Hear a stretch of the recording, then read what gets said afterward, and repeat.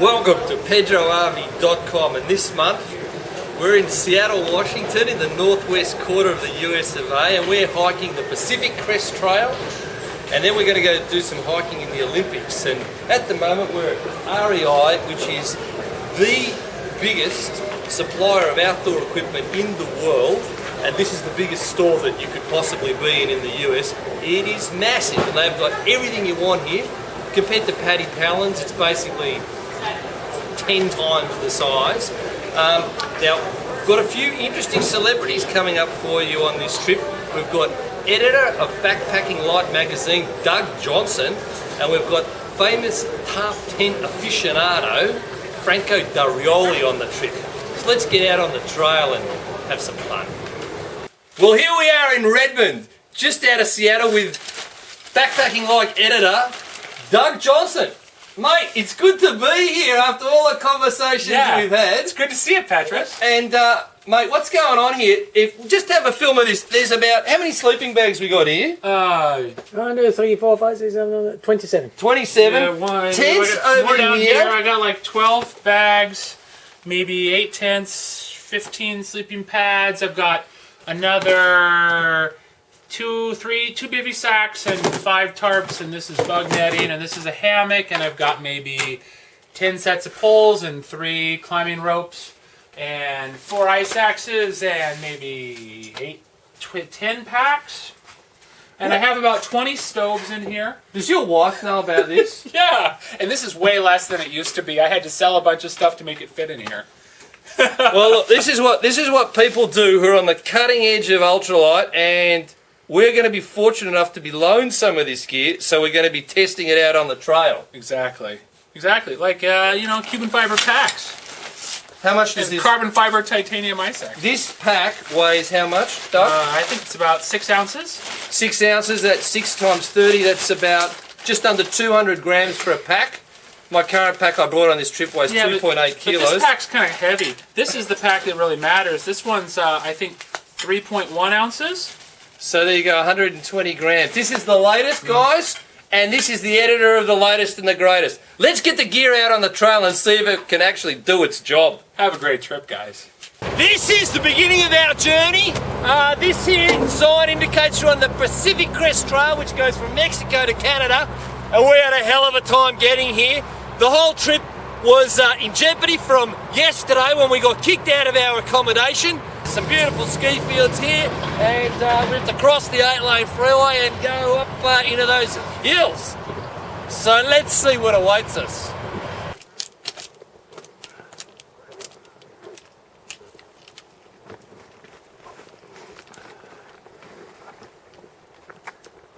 This is the second morning of our hike here at Ridge Lake, and there are quite a lot of hikers around here. I have had severe possible problems with my knee that may force me to evacuate, but I'll keep going for the team until I'm in so much pain that I can't even talk. Very nice campsite here. We've all had a good night's sleep, and I bought that Neo Air for 120 bucks or whatever it was. The best night's sleep of my life. Folks, do yourself a favour, get a Neo Air from Cascade Designs. They're beautiful. Who's the main actor, star, director?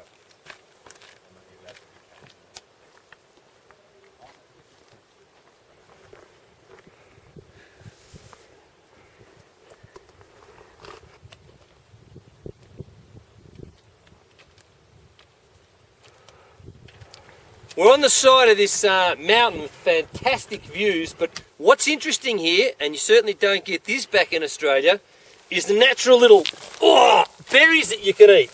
Now down here is this bush, and it is full of these little blueberries. And just like the ones you get at the supermarket, but a bit smaller.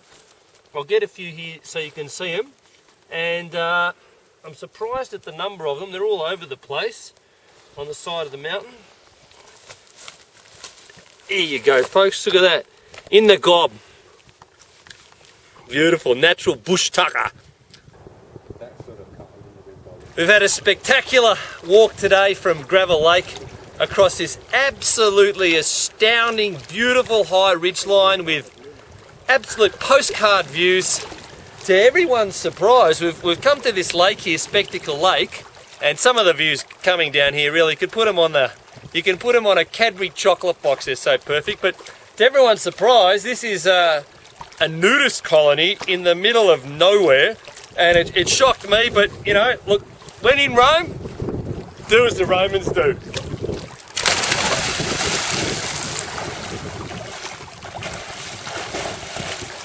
It's cold.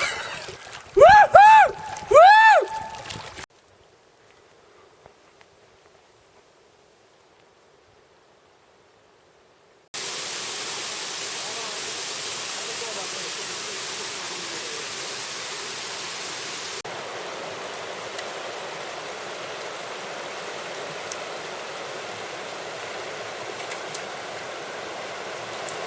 Well, this is it, day 3 on the PCT. And I'm suffering from total agony because my bad knee has gone bad, and we're not even halfway. Ow! Pain. But the fact is, people are soft. They don't want to endure a bit of hardship, and you can fight through anything. And quite frankly, it's not about how you feel, it's what you do. Do it, just do it. That's all it's about. Okay, we're talking to this bloke. What's your name, please, sir? Buckwheat. Buckwheat. That's obviously your trail name. No, that's my normal name. Buckwheat. I'm just kidding. It's my my trail name. Now, you've walked all the way from Mexico to here. Yes. Which is how far? It's 2,400 miles. About that, so I don't know, 3,700 kilometers. 3,700 kilometres. Now, have you seen a psychologist? Not on the trail. That's a real long way. When did you start? April 24th. April 24th. Yeah. Wow. So I've been on it for 4 months. Yeah, exactly 4 months. 4 months. Yeah. Are you sick of it? No. I'm sick of it after 3 days. So, and how much longer till it's over? About 8 or 9 days. Oh yeah. The border's pretty close. And biggest adventure on the trail? Any bears attack you or anything exciting like that? No, bears run away from us. So, well, we had adventures in the Sierras with 6 inches of fresh, wet snow dropping on us. It was cold down to about, let's see, minus 5 That's cold. Celsius. Thank you for your time, Buckwheat. Here we are on the PCT with this dog. Dog, come here. Luca, come These here. dogs are all over this trail. You never see them in Australia, and they carry your gear for you. Now that's an unusual sight for an Aussie hiker. Luca, come here. Luca, come here. That's now, right. could you tell me, madam, do you use this dog to carry your gear? No, only her own gear. Oh, I see. Yeah, Well, if you had 10 dogs, you wouldn't need to carry any gear. exactly. What are these creatures, madam? Llamas, Llamas, and what the hell are llamas doing out here? carrying all my goods. Really? That's cheating, isn't it? All right, well, bring them past. We call it working smarter, not harder. Your llamas have a name. This is Hank. Okay. There goes This Hank. is Blaster, Hello, Blaster. and the last one is Wes. I suppose weight is not a problem for you, is it? Here on the PCT, you need to hang your food up in trees so bears don't get to it. And these bears are wily characters. They can smell your food, they'll rip open your rucksack, they'll even smell soap or toothpaste. So it all has to go into your food bag to be hung in the tree. Voila! We have a bear bag about 10 feet in the air.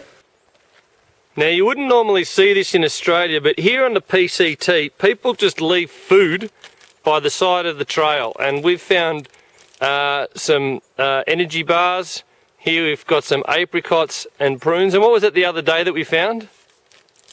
Oh, apple chips. We had some beautiful apple chips. Now, would you pick up food by the side of the trail back in Australia? Doesn't happen.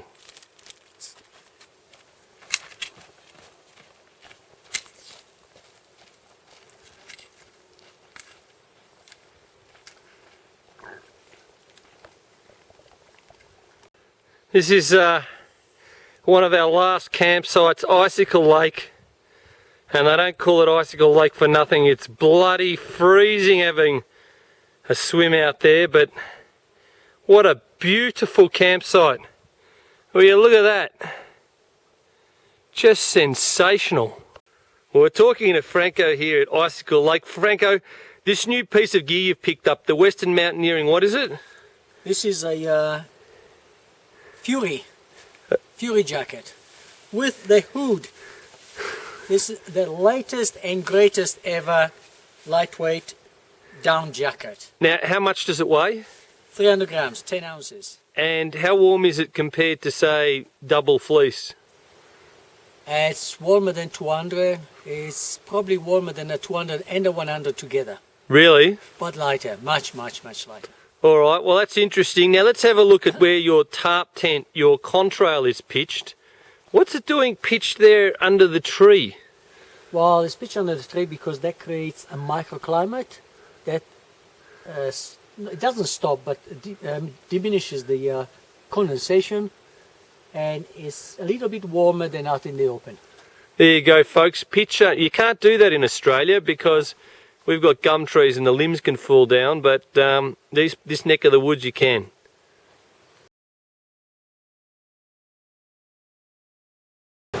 Well, here we are at the famous Pike Street Market in downtown Seattle, and this is a really old institution in this part of town. They've got the famous fish throwing. I don't know why, but they throw their fish, and they've got some incredible musicians. Let's take a look at them. Giving my love to you. I'm in love,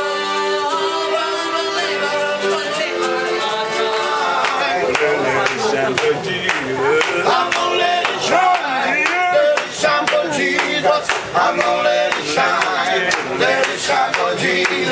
I'm gonna let it shine, let it shine, let it shine, let it shine.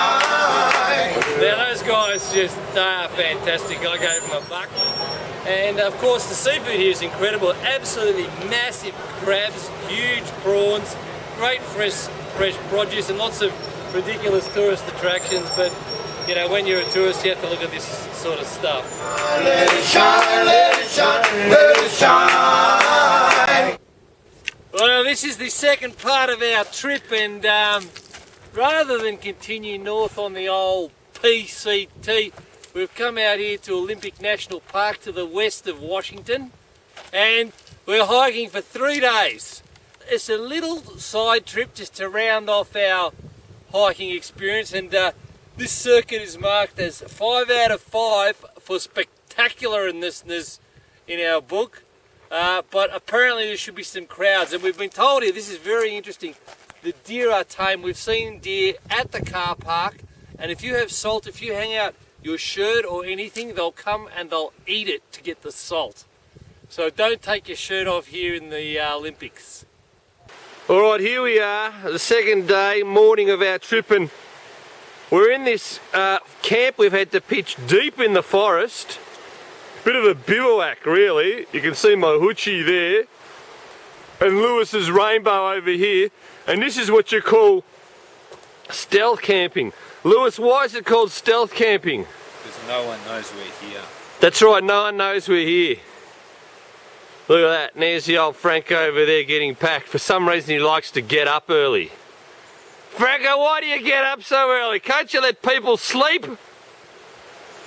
Because time is free and we have to enjoy it and be at one with nature. As you can see, Franco has lost his mind.